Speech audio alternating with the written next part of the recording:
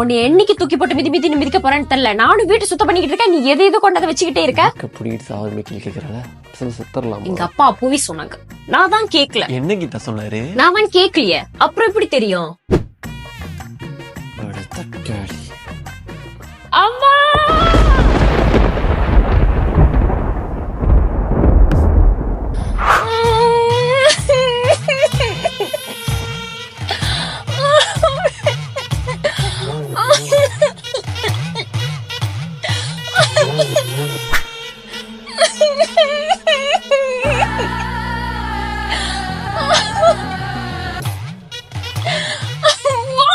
கீழே விழுந்த தெரியுமா?